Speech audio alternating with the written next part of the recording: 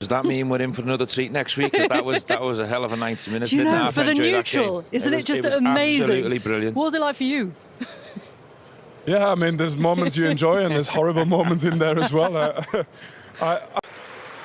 I'm not centre stages to play, so I try to, when I can, just give him a little word, something that I would have done maybe when I was out on the pitch, nothing more than that. And in the right moment, just help him a little bit with decisions that I can make. But the main thing, it's a player's game. So they need to recover now. They need to have the belief. They need to trust themselves to do something special next week. And that's what we have to focus on, nothing more. Okay, fair enough. Should we move forward? Because the second half then started all wrong for Real Madrid in terms of trying to get back into the game. Yeah, that's exactly how you do not want to start, obviously, the second half. But, you know, Bayern Munich came to put pressure. You can see the reaction of Olise. The team is following. Ball is not really great. But anyway, you can see how Bayern Munich were on the front foot, trying to go and make things happen. Michael Olise sees Harry Kane at the edge of the box. And then Harry Kane sees the space and then scores. Make sure that he uses the body of Rudiger to go around him. And hopefully that could mask the view of the goalkeeper, which it did. And I think the ball went under his hand. And great goal, great finish. I reckon that's minutes 60. Vini against Neuer, and Neuer closes the gap. Vini misses it, but the Bernabeu don't need a lot to start believing in miracles. It's like, oh, right, it's on, the miracle is on, 2-0 down, and they started believing. So before that, in the first hour, you heard the 4,000 Bayern fans. After that, it was a 76,000 Real Madrid fans you only heard. No, it's a fantastic place to watch football, and it was a really weird game in many ways. Absolutely top-class entertainment, no doubt about that. Michael Olise, I mean, what a player he's turning out to be. I mean, it's just an absolute joy just watching him play. But at the end of the day, Bayern win 2-1, and they only win 2-1 because Manuel Neuer played one of the best games he's ever played. That save from Mbappe, just after forcing Vini Jr. wide, that save is probably the best save I've seen all season. And the goal that Mbappe finally scored, he nearly saved that as well. Manuel Neuer today, I said it before the game, it was a bit of a question mark, a little rusty. He needed to play well today, and my God, did he do that? Of course, we know that Kylian he made a great game. He scored one goal, and he was a threat, and for me, he's the best player in the world. So we will go there with Kylian, with Vini, with Fede, with Jude, with a lot of players with quality. So we hope we can win in Germany. How big do you see that task, winning in Germany? Well, it's not going to be easy. I played there many times, and we know the atmosphere that always in the Allianz is not easy for the opponents. But we are Real Madrid, so we can win anywhere.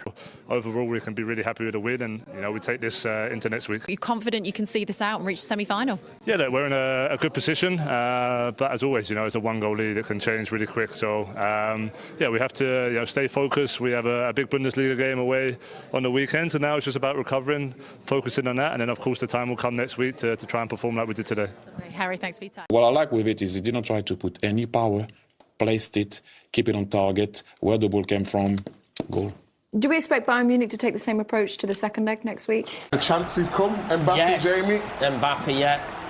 You can't keep it quiet, always involved. That first touch is fantastic. And I think that's the save that Peter's talking about. He's saying that's the best save he's seen this season. Always difficult when it goes through the goalkeeper's legs. Brilliant save, but brilliant football all round. The first touch initially from Mbappe was fantastic, and maybe just doesn't quite get it in the corner, which would have been a goal.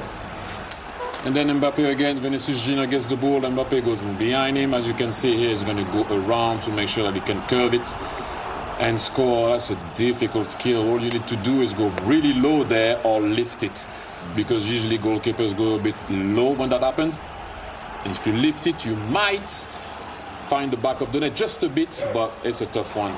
Luis Diaz, and I mean, the way Bayern was putting pressure, the way they moved the ball, Olise to Gnabry, awareness of Kane, Gnabry again for Luis Diaz. It was all too much for Real Madrid.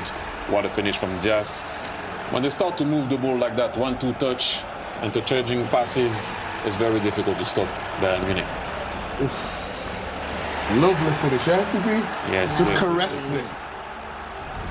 Jimmy, when we get to watch Luis Diaz doing things like that, do you think it was wrong for Liverpool to let him go? No. They missed him as a player. 100%, there's no doubt, and that was always going to be the case. He was a really good player for Liverpool, but sometimes you get presented deals as a club, and at the for Liverpool I think bought Luis Diaz for 40-odd million.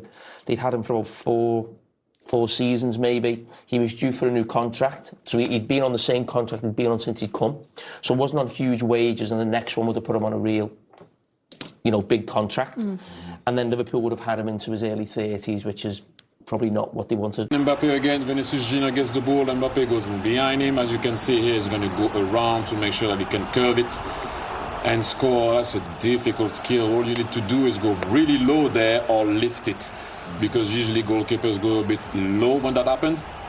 And if you lift it, you might find the back of the net just a bit, but it's a tough one. There wasn't a lot of angle for him to score. And then Trent Alexander-Arnold does ever so well there. You have to give him credit. Gives the ball, carries on, and this is what I said at the beginning of the game. Kylian, stay in the middle, be patient. You will have a lot of tap-ins.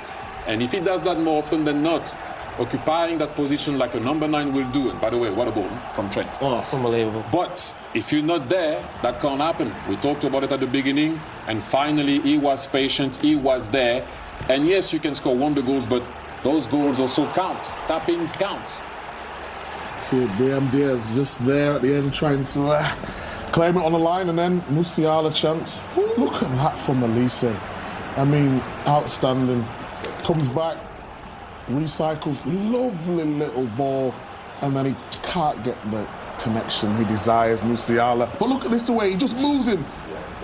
Timing the run, Alphonso Davies, and then Musiala just shanks it a bit.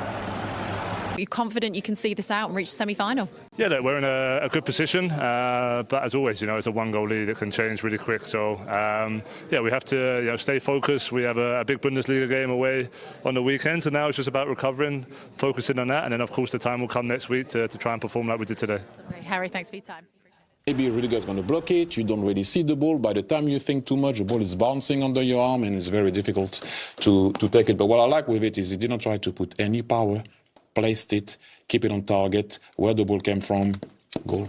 Do we expect Bayern Munich to take the same approach to the second leg next week? Yeah, I don't think they can play any other way. That's how they play. The last game they played, they conceded a couple of goals in that one, didn't they? Did they win 8-2? Atalanta. Yeah. Was it 8-2 that game? What I'm saying is... 10 something. But actually in the game... But the point I'm trying to make is, once the game was won, I almost felt won a little bit of 2-0.